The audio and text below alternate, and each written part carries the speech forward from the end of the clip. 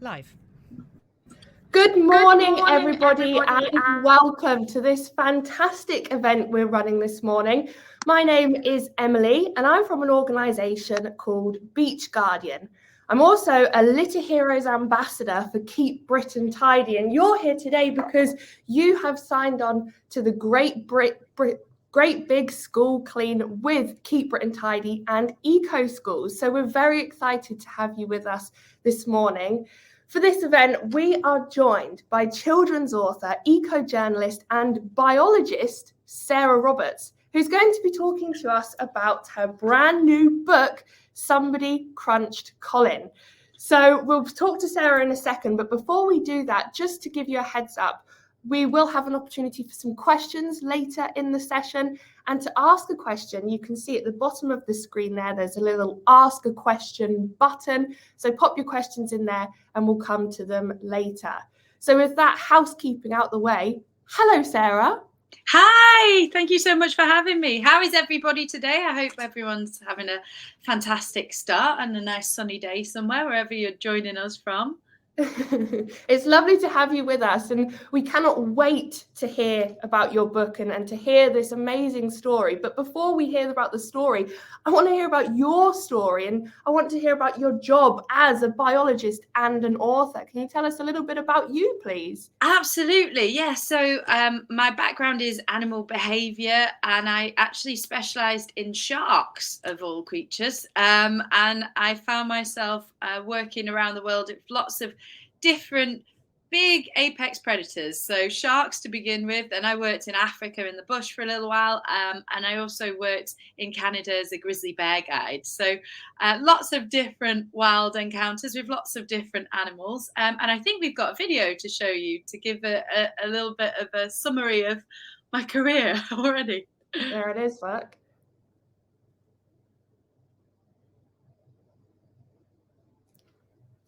Well, it's coming any moment now. We might not have sound on it. Just bear with us two seconds. I think you and I probably need to mute so that there'll be no feedback as well. Let's do that. Sorry, guys. Can you see the video? You can. Okay, right. Let me press play again. From the water under the ground. Whoa, it's hectic. This could be one of our solutions. We can't see it when it goes full screen, unfortunately. We might need to keep it. Okay. This is part of an intestinal worm. What happens if I get stuck? We'll bring you some sandwiches. That is the biggest fish outside of a shark I've had for a while. Well, you look splendid. Boom. This was created by the melting water of the glacier flowing at speed under the glacier itself, and it's already shrinking day by day. Just trying to see its dorsal fin poke up. Sorry, thought it was going to bite me. But that means that the wild alligator numbers are absolutely booming. This morning I had to spook one of them off because he was getting all interested. It's like more intimidated than any other animal I've ever met, just purely on the fact he isn't doing anything and I don't have any idea what he's gonna do.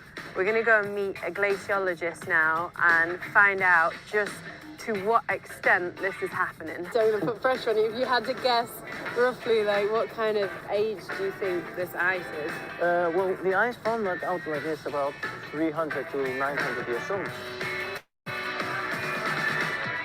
They just hover around here fast asleep, and then when they want to take a breath, they just get their head up to the surface without even waking up. It is a little bit nerve-wracking. Being bitten by a shark isn't actually painful at all compared to cleaning a shark bite. This is the most painful part of receiving this wound. But it is the reason why quite a lot of these people respect and love these creatures as well. Not exactly what I was expecting.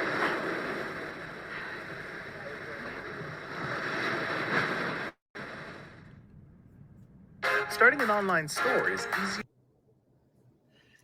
Well, you've certainly been busy, haven't you?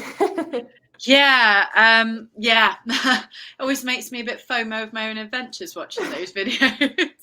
I've been really lucky. I've been to travel to some quite remote places, I guess, and work it in some really exciting and kind of unusual spots around the world. But everywhere I've been, I have seen the impacts of human activity, and that's really what led me to write and to create the children's books. So litter has been one of the most visible things in all of these locations. So the first thing, I guess, that I found to communicate about in a story. And do you think it was all of those experiences as well that have driven you to be inspired to get involved with the Great British Spring Clean and to collaborate with eco schools and keep Britain tidy? Absolutely. It's true that one person can make a big difference, but lots and lots of people working together can make a much bigger difference. So for me, collaboration has always been very, very high up there, which is great to see so many full schools that are all taking part in this event. It's amazing. And together, of course, we'll hopefully be able to make a big dent in the litter problems in the UK. But yeah, I actually went to an eco school when I was a kid. I didn't realize until an adult how much it had shaped my own personality and my career. Because while I was at the eco school, so when I was about 9 or 10, I was actually working as a little mini eco journalist then. I was writing, I started a wildlife club there, and I was writing about all the different hedgehog boxes and the wildlife garden that we were creating in our school for our local newspaper. And I had no idea, down the line, 10 years later, I'd be sat there still trying to write about different environmental issues. And so I think it's so important to get so many schools and people involved and feeling like you can make a difference, because you really can. Yeah, absolutely. And I think that's such an important message to all of the young people now watching and listening to you talk now, is the steps that you take when you're at school, and the actions that you make and the passions that you follow absolutely can shape your life as an adult and allow you to achieve amazing things. So I think you're an inspiration to us all, and thank you again for joining us. And of course, thank you to all of the schools that have joined. It's amazing to have so many people involved.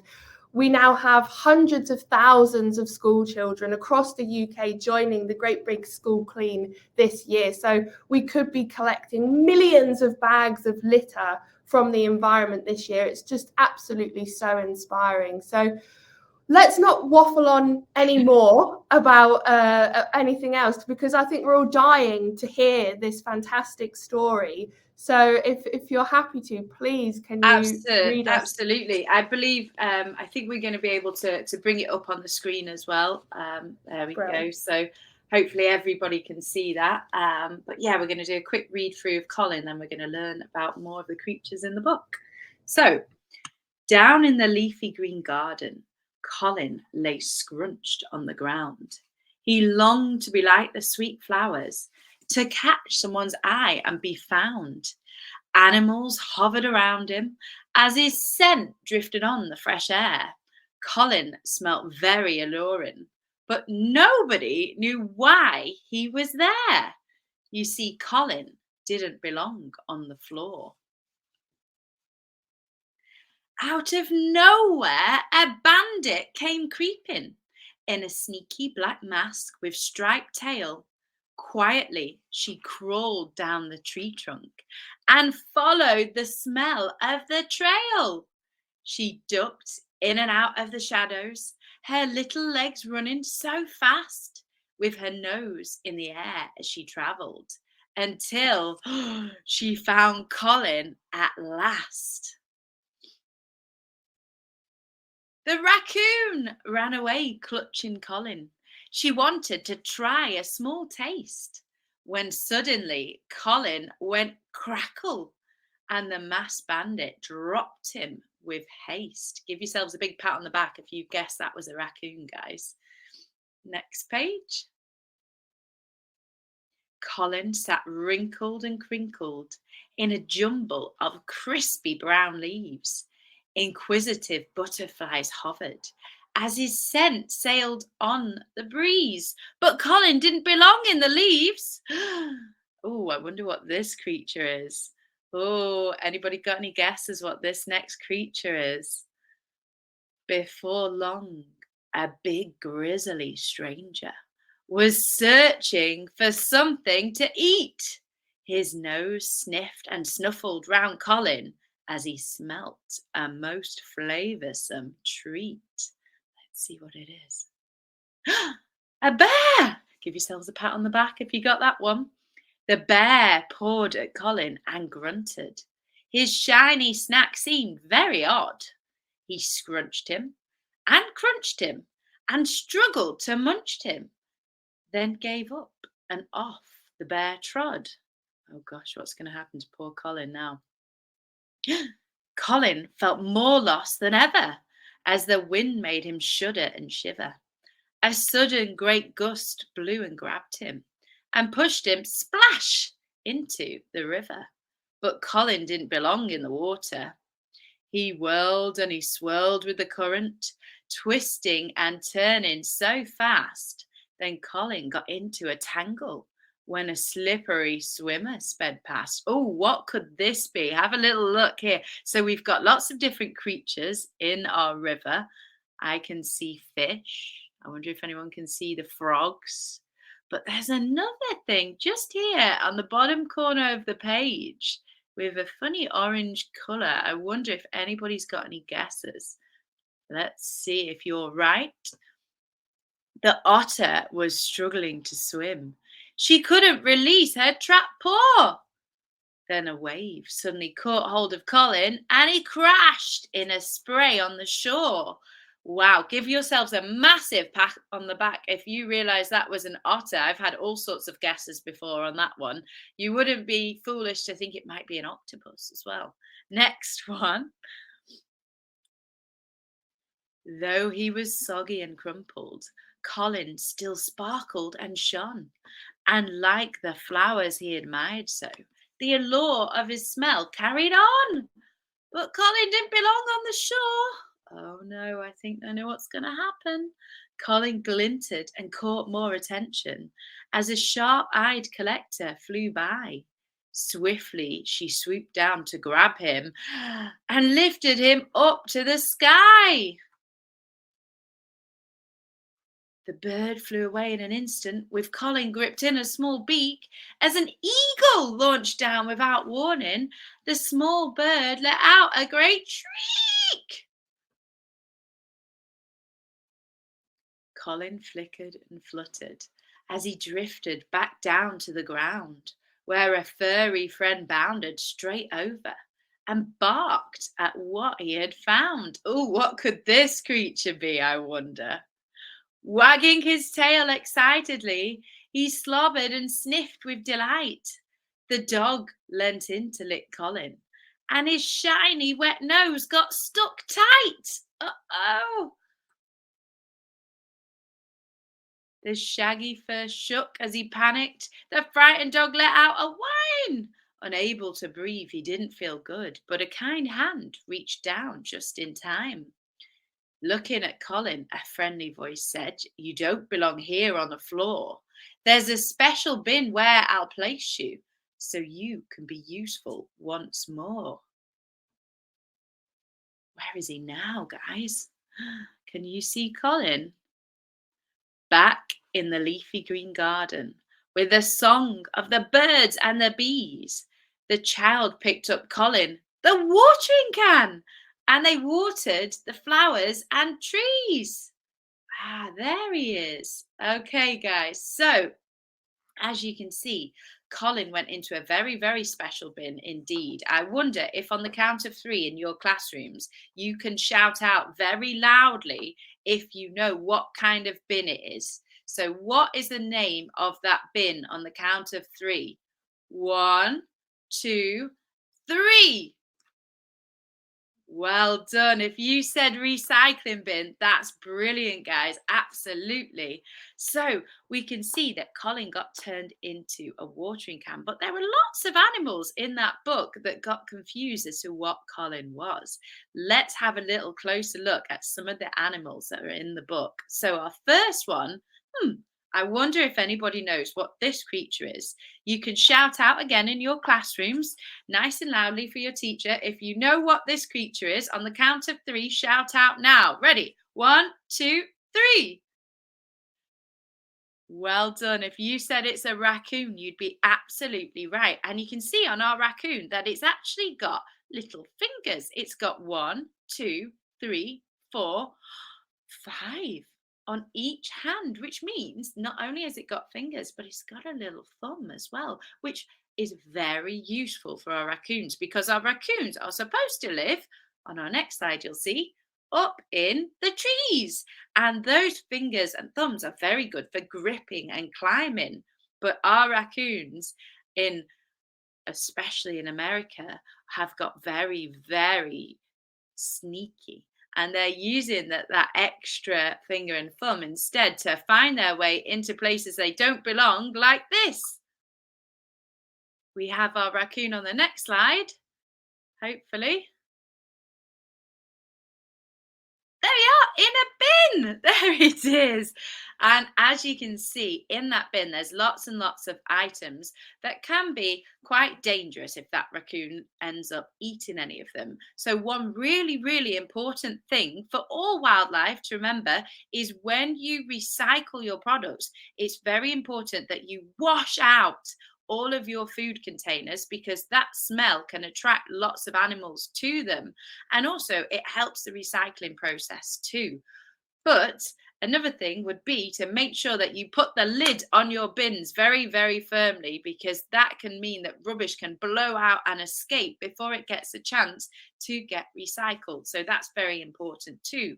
What's on our next slide though? Oh, what's this creature? On the count of 3, if you know what it is, you can shout out very, very loudly now. Ready? 1, 2, 3. I think I could even hear you through the screen. That is indeed a crow. Well done, guys. Yeah, so crows are actually incredibly intelligent birds, more so than you may ever have known. In fact, in one country in Europe, they are training wild crows to fly around and pick up litter for us. So that means they're more clever than people, isn't it? Because we're the silly sausages that are dropping it on the floor in the first place. And these birds have been trained to pick up things like cigarette butts, put them in the bin for a small treat. So they're very, very intelligent birds. But what's our next slide? Which creature is that? This was in the book too. On the count of 3, if you know what it is. 1, 2, 3. It is a bald eagle. So big pat on the back if you got that right. And these birds are huge. They like to eat things sometimes like other birds, which is probably why our crow shrieked and dropped Colin in the first place. But one of their favorite foods, in fact, is salmon. Now, I think we've got a picture on the next slide where you can see our birds. There we are. So this is a bald eagle, a photo that I took in Canada, because in Canada at autumn time, you see so many of these birds that are all flocked around the estuaries and the mouths of the river, because they can find fish to eat. And it's very, very important that our birds and our wildlife, such as our seals and our otters, are all able to get food in this period of time called the salmon run, because then they can be nice and fat and full for the rest of the year. And there's one animal in particular, more than any others though, that really, really relies on there being lots and lots of tasty fish for it. Let's go on to our next slide to give you a clue. What could that be? On the count of 3, if you know what this creature is, he's got an amazing sense of smell. Ready? 1, 2, 3. It is a grizzly bear. Well done. Yeah, so grizzly bears in particular, is very important that they can get lots and lots of food for them. So you may have read a different book that I created as well, which was called Somebody Swallowed Stanley. And in Somebody Swallowed Stanley, we saw how lots of animals in the ocean are affected by plastic pollution. And because our salmon spend most of their life living in the ocean, they too can also sometimes swallow plastic, and that can be very, very bad for them. And it can mean that less salmon each year find their way back upriver, and that means that our bears have less and less food available. And if there's less food available for our bears, they might not get big enough and fat enough and full enough to sleep all the way through winter. So that's another reason it's so important that we make sure that we wash out our litter, put it in the recycling bin, and make sure that that lid is on nice and properly. And also, the other great, amazing thing that we can all do, Emily, is the reason that we're here, isn't it? Shall I let you take it from here? What's the big important reason? Well, of course, we can all go out and pick up the litter that's out there already and polluting our environment, making sure, of course, that we're doing it as safely as possible. But there are some interesting things out there to find. You know, we always talk about litter picking with our beach cleans at Beach Guardian, almost like a treasure hunt. And one of my favourite things to find are the crisp packets. So I go out looking for Colin's, but my crisp packets I find are really, really old. So the oldest crisp packet I found is from 1966, which is the year that my mum was born. Don't tell her I said that. But this just shows that whatever plastic gets into the environment doesn't break down, which is why we must go out and pick up what's out there. So thank you so much, Sarah, for reading your fantastic book to all of us and going through all of those amazing facts about all of the animals we can protect by doing litter picks. All of the questions are flooding in for you, and we've got some fantastic questions, and I think we've got some time now to go through them, if that's okay with you. So one of the first questions we had come in is, what is the most dangerous kind of litter?